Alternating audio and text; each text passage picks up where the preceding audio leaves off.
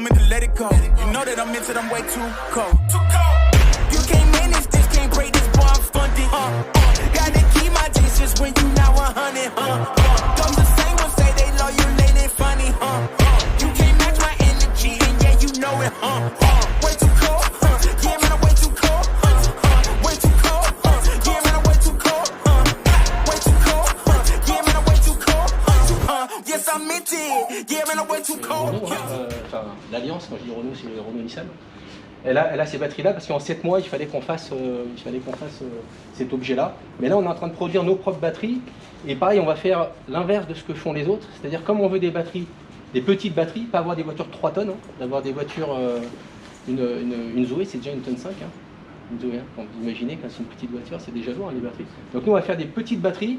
Et on se dit, l'autonomie, bah, si vous avez que 400 km, c'est pas 600, c'est pas 800. Par contre, si vous mettez que 10 minutes à les recharger, c'est peut-être sympa. Donc nous, on va travailler sur tout ça. On va essayer de faire des batteries qui se rechargent très très vite, de façon à ce que, ok, vous n'avez que 400 km d'autonomie, mais en 10-11 minutes, vous pourrez la recharger. Alors qu'aujourd'hui, il faut 30-40 minutes pour les recharger, des batteries de 60 kWh. Donc voilà. On peut ouvrir si vous voulez pour vous montrer à quoi ça ressemble. Je dis ça, mais moi, on dit ça, mais moi avec la mienne, j'ai du mal à faire 450 bornes. Je veux dire, finalement, on a repris hein, toutes les. Donc, il y a 12 modules, hein, les 12 modules de la Renault Mégane. Là, et on a fait une batterie avec 8 modules à l'arrière, donc elle est là, elle est centrale arrière. Vous voyez, la grosse batterie, elle est là. Là, il y en a 8 modules. Alors, c'est placé un petit peu. Je montrera à mon collègue un peu comment c'est fait là. Voilà. On les refroidit d'une certaine manière, hein, pour le coup. On a un système de refroidissement spécifique à ce côté-là. Et puis à l'avant, on a les 4 batteries, les 4 modules qui restent en fait à l'avant. Donc c'est une petite batterie qui est sur l'essieu avant. Entre les deux. Voilà. Et puis après, le tunnel, ben, on l'utilise pour refroidir les batteries, puis pour passer après l'énergie. Bon, puis après, vous avez les chargeurs. Finalement, c'est assez classique par rapport à un véhicule électrique. Bah, si vous voulez, on doit passer à l'électrique. Alors, c'est pas la dernière technologie qu'on fera, mais on est obligé d'y passer, tous les constructeurs électriques. Et nous, pour le coup, l'électrique, bah, c'est comme vous, c'est très bien sur une berline, c'est très bien sur un SUV, sur une sportive, ça n'existe pas encore, c'est des voitures très lourdes. Et même des voitures très très puissantes, hein, Rimac, ces objets-là, bah, vous ne pouvez même pas faire un tour de ring, vous avez déjà plus de pneus, tout ça, parce que ça fait, c'est très très lourd. Donc le but c'était de se dire, est-ce qu'on est capable, nous, de faire une vraie sportive électrique, mais comme nous on entend. Donc partir du monde électrique, mais d'inventer notre monde électrique. Donc il y a bien des batteries, mais elles ne sont pas au bon endroit, elles sont pas aux endroits classiques. On a une boîte de vitesse, alors que normalement il n'y a pas de boîte de vitesse sur un véhicule électrique, vous voyez. On a un petit moteur, d'habitude sur les sportifs, ils mettent des gros moteurs, non, mais là pour le coup il faut des grandes batteries, vous voyez. C'est un concept qui va nous permettre, nous, d'orienter la vraie gamme électrique qui arrive demain. Alors, qu'on n'aura rien à voir, mais on ne fait jamais des protos au hasard. C'est-à-dire qu'il y a des technos dedans. Non, c'est fini. Même les nouvelles sportives. Ça n'a pas rien à voir. Ça restera une alpine. Non, ça n'a pas rien à voir. Ça sera la descendante. Alors, vous voyez, c'est un proto, hein. C'est pour ça que c'est comme ça. Et vous voyez, vous avez une première batterie ici. Ça ressemble à un 6 cylindres en ligne, hein, mais là en fait, non. C'est parce qu'à l'arrière, vous avez la grosse batterie. C'est presque ça, oui. Et donc vous voyez, on a conservé juste le condenseur là, ici, là, parce qu'en fait on refroidit les batteries avec la climatisation. Mais en fait, la phase 2 de ce proto-là, parce qu'on continue à faire la phase 2 de ce proto-là, on va le supprimer, parce qu'en fait on n'a plus besoin que des radiateurs sur les côtés. Et donc ça va nous libérer toute cette place-là. On va aller jusqu'au bout, hein. Je vais même les immatriculer ces autos-là. On va aller jusqu'au bout du concept pour montrer qu'on est capable de faire, sur cette base de toute petite voiture-là, un véhicule sportif électrique. Du coup, vous allez mettre combien de temps pour le finaliser du coup? Alors on a mis 7 mois déjà pour faire ces deux autos-là. Et puis après, en fait, on améliore des choses. Donc boîte 2, c'était bien, mais pas suffisant pour l'agrément. Alors on passait boîte 3. Les batteries, c'est pareil, on va mettre notre propre batterie à nous. Donc pas celle-ci on va la laisser comme ça. Mais sur la bleue qu'on a là, qui est en lin, on va mettre notre batterie à nous. Donc on améliore comme ça, et toutes les technos qu'on amène sur ces autos-là, nous, ça nous permet d'avancer parce que ça nous permet de rouler, hein, avec des vrais technos, plutôt que de faire uniquement du PowerPoint, ça devrait marcher. Là, on roule vraiment. Et pour le coup, ça permet d'alimenter la vraie, sur circuit, bien sûr, ouais. Et en montagne aussi. Et ça nous permet en fait de donner des briques, de mettre des briques dans la vraie gamme électrique qui arrivera, en fait. Et puis effectivement, vous avez vu cette auto-là, il y a un toit, une proposition d'ouverture de toit. Vous avez aussi un IHM particulier. Vous voyez par exemple, Bah là, vous voyez, ça c'est votre tablette à vous. Hein. C'est plus, parce qu'en fait, on s'est dit, bon, on a la chance d'avoir un patron un peu fou comme nous. Hein.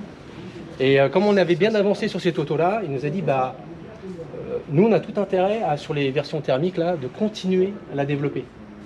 Pourquoi? Parce que plus on va développer votre auto, on va pouvoir l'améliorer dans le temps, mais même les premières, hein, plus la valeur résiduelle, j'ai envie de dire, de votre voiture sera élevée.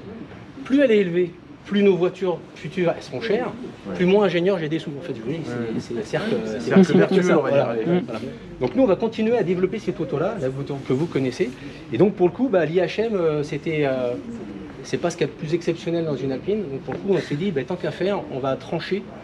Moi, j'ai dit, bah voilà, on va faire autrement. C'est-à-dire que c'est plus vous qui allez subir l'IHM de la voiture, c'est l'IHM qui va... Enfin, c'est votre système à vous, votre IHM à vous, et la voiture va s'adapter. Donc en fait, quand vous viendrez avec votre téléphone ou votre... Ouais. Bah voilà, là c'est le vôtre, ça. c'est pour moi. Vous rentrez dedans et la voiture elle s'adapte, donc le haut-parleur, tout ça, et tout se met avec ça. Vous voyez? C'est très bien. Donc vous venez avec ça et puis et ça c'est super simple à faire en fait, hein. C'est très simple à faire. Et puis parce que là en plus on est sûr que quand c'est votre système à vous, il est à jour. À laquelle finalement on a associé, on a récupéré des moteurs, enfin des éléments mécaniques de la Mégane E-Tech. Donc on a repris le moteur 6AM qui fait donc 178 kW dans cette auto. On a repris les modules des batteries mais qu'on a complètement réagencé.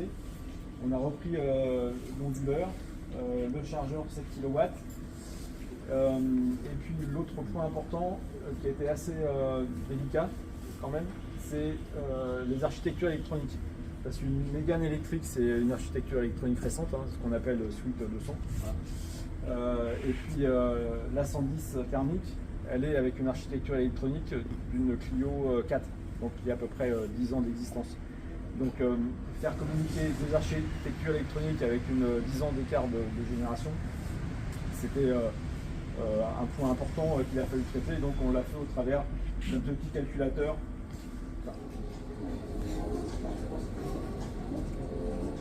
Et puis après, c'est Esteban Ocon et Pierre Gasly qui se sont mis avec pour rejoindre les Ulysse à Eindhoven. Voilà.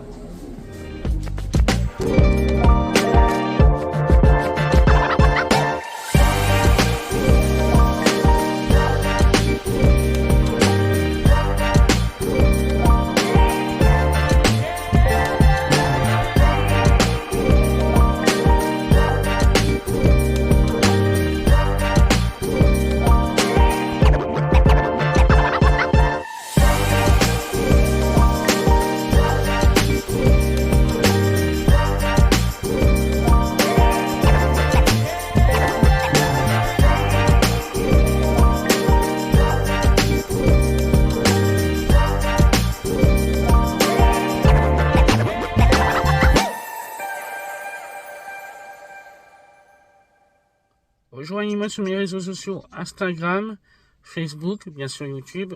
Laissez un commentaire, un pouce bleu, très important pour le référencement. Partagez, likez, vraiment important. Voilà.